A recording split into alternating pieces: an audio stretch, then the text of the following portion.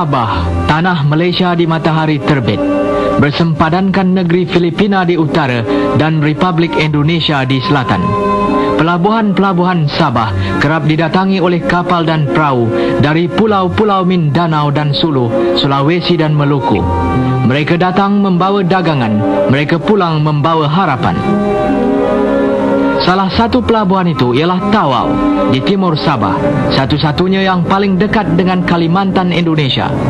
Dari pelabuhan ini keluarlah abaka dan kayu kayan, hasil utama Sabah.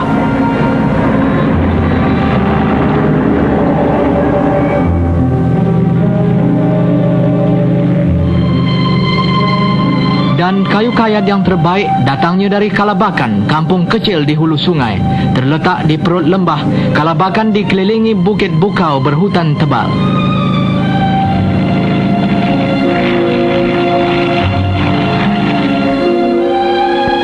Di tengah-tengah tentram ini meledak pula konfrontasi dari Indonesia. Nun di sebalik Pulau Sebatik, di Pulau Nunukan, rejim Jakarta sibuk melatih pengganas-pengganas untuk diseludupkan masuk ke Sabah. Pihak Malaysia pula mengirimkan sebahagian kecil saja tenteranya ke Kalabakan.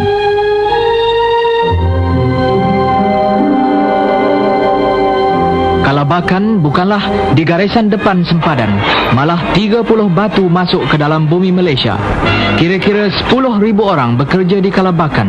Di antara mereka terdapatlah sedikit sebanyak orang Filipina dan Burma. Tetapi sebilangan besar, kira-kira 9,000 adalah orang-orang Indonesia. Sekalipun ada konfrontasi, mereka tidak diganggu gugat. Bersama-sama dengan anak Sabah, mereka mengeluar dan mengusahakan balak-balak dari Kalabakan. Masing-masing berlumba-lumba mengejar kekayaan Sabah itu.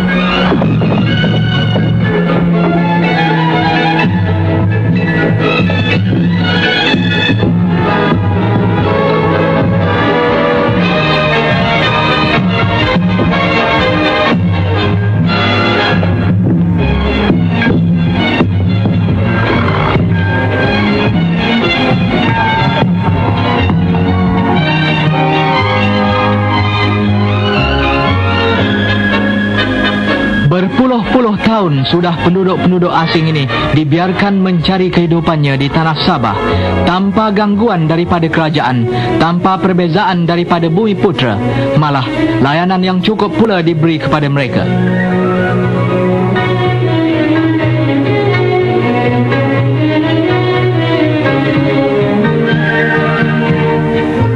Rumah-rumah pelindung panas dan hujan disediakan.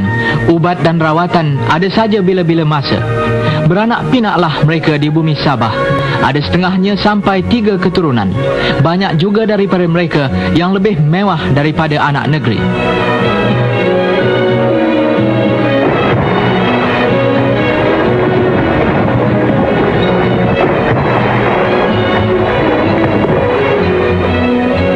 Sungguh bahagia hidup mereka, hinggakan yang baru datang pun dapat mengirim bantuan wang dan keperluan hidup kepada ibu bapa dan kaum keluarga yang ditinggalkan di Indonesia.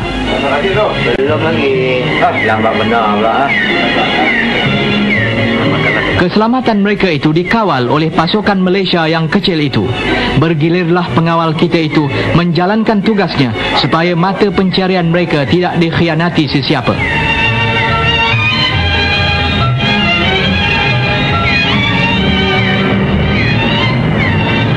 Tempat tinggal pasukan Malaysia pun bukan pula bangunan khas, hanya sekadar dapat berlindung dari panas dan berteduh dari hujan.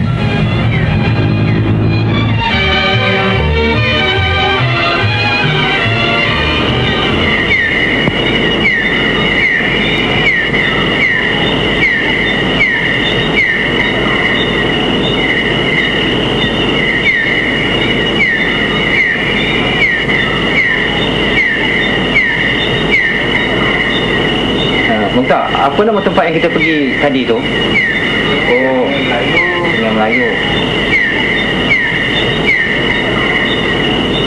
Hai, dah ambil semayang. Yalah, saya pergi semayang dululah.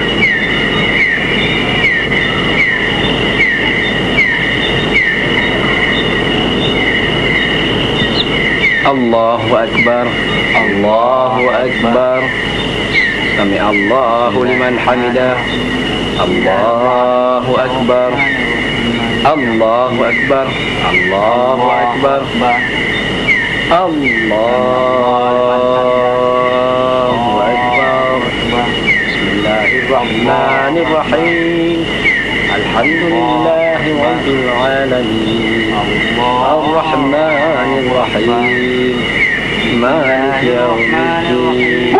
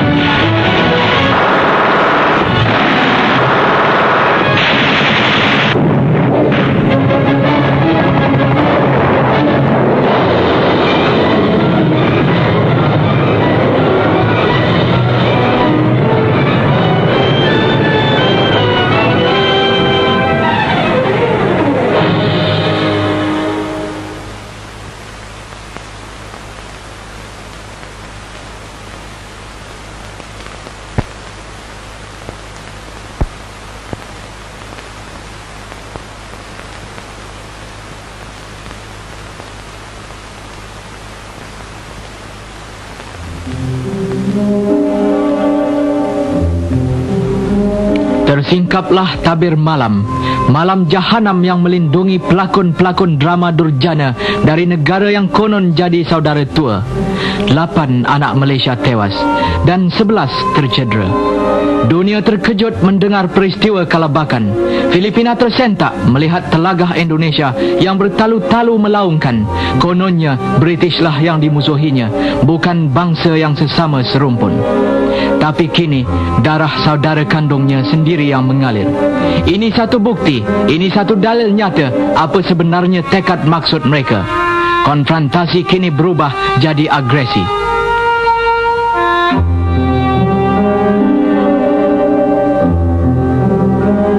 Tempat-tempat lain di Kalabakan diserang, termasuklah balai polis, tetapi tiada korban.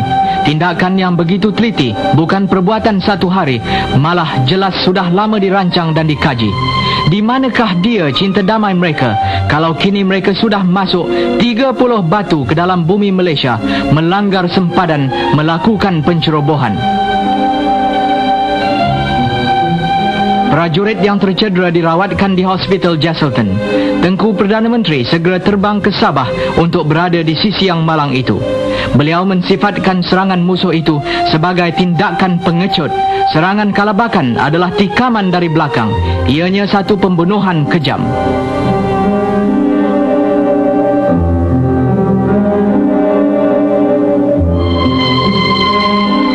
Kepada mangsa pengkhianatan itu, Tengku menyampaikan sagu hati rakyat melalui tabung derma perwira. Bagi para jurid kita, mereka penuh sedar bahawa darah pahlawanlah yang menyegarkan pohon kebebasan dan kemerdekaan.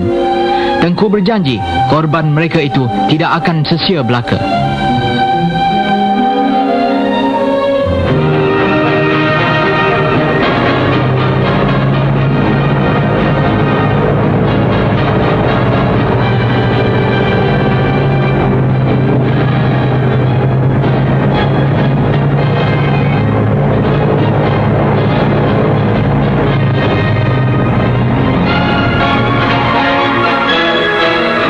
Serta-merta, bala bantuan dikejarkan ke Tawau. Peristiwa Kalabakan mengubahkan pandangan terhadap konfrontasi Indonesia. Sabah yang dahulunya tenang tentram, kini sibuk dengan gerakan tentera.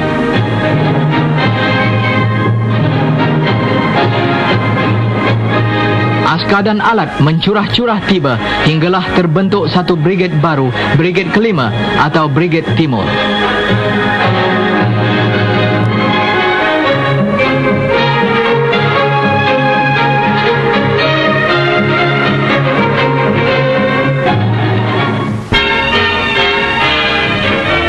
brigade baru kelima itu yang diketuai oleh Brigadier Ibrahim, para panglima perang termasuklah Lieutenant General Tengku Osman bin Tengku Muhammad Jiwa, Ketua Turus Agong Angkatan Bersenjata Malaysia pun tiba mendengarkan sendiri laporan perkembangan di sekitar peristiwa kalabakan itu. Bersama-sama dengan pegawai-pegawai lain, mereka pun merancangkan serangan balas atas pengganas-pengganas dan pengkhianat Indonesia itu.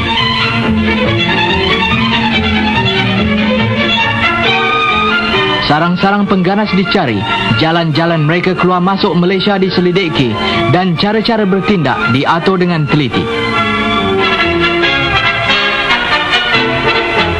Selesai merancang, tindakan pun dijalankan.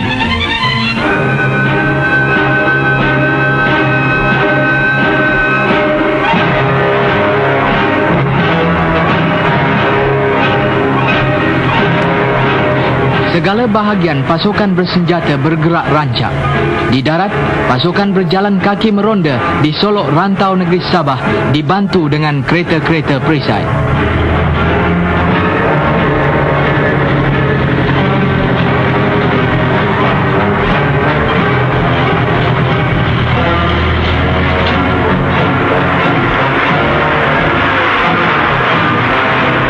Di permukaan air, di sungai, di paya, jejak langkah pengkhianat itu dirisik dan dikesan.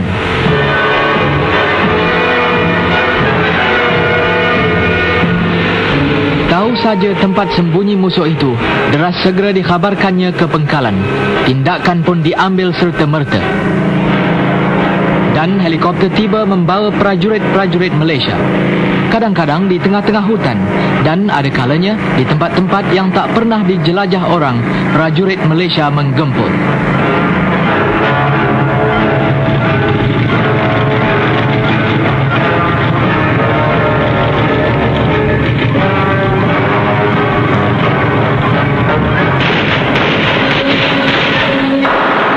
Di sinilah harimau Malaysia menunjukkan taringnya.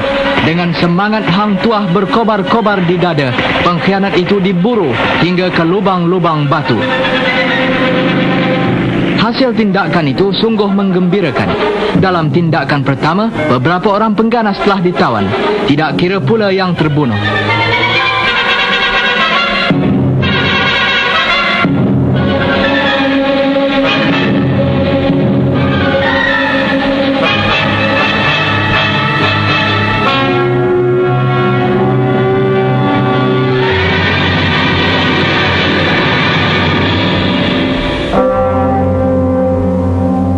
Kebanyakan tawanan itu muda-muda belaka, mensesiakan usia remajanya, menjunjung nafsu buas pemimpin mereka yang tidak bertanggung jawab dan tiada pegangan hidup yang mulia.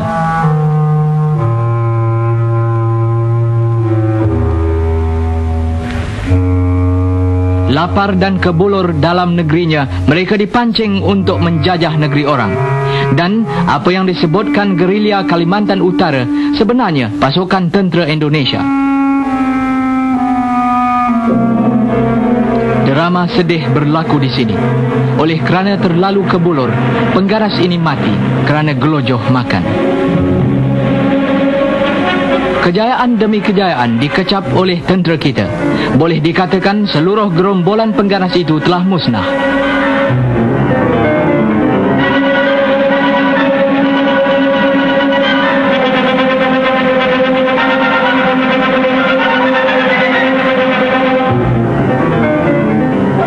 Korban tentera Malaysia kini telah dibela. Di lain bahagian Sabah pula, tindakan tentera dijalankan terus. Pengganas-pengganas di kawasan Malaysia diburu dan digempur.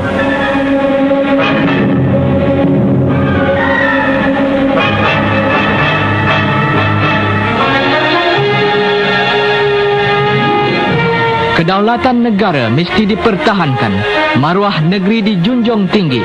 Di pelabuhan, di sempadan, kawalan diperketatkan.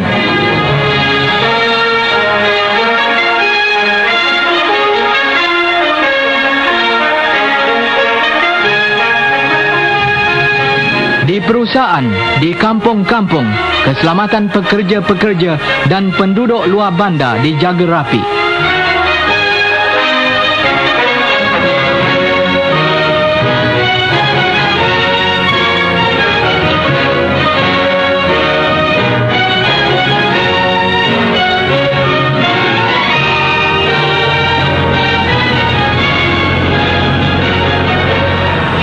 di jalan-jalan perhubungan negeri, di ladang-ladang kekayaan bumi, askar Malaysia sentiasa meronda dalam keadaan siap sedia menghadapi musuh agar dapat alat-alat negara bergerak terus, supaya rukun teratur perjalanan negeri, supaya dapat peladang dan petani, kelang dan perusahaan sendiri mengeluarkan hasil untuk memberi kemakmuran kepada ibu pertiwi dan bahagia hidup bagi segala rakyat Malaysia yang berbagai kaum dan keturunan.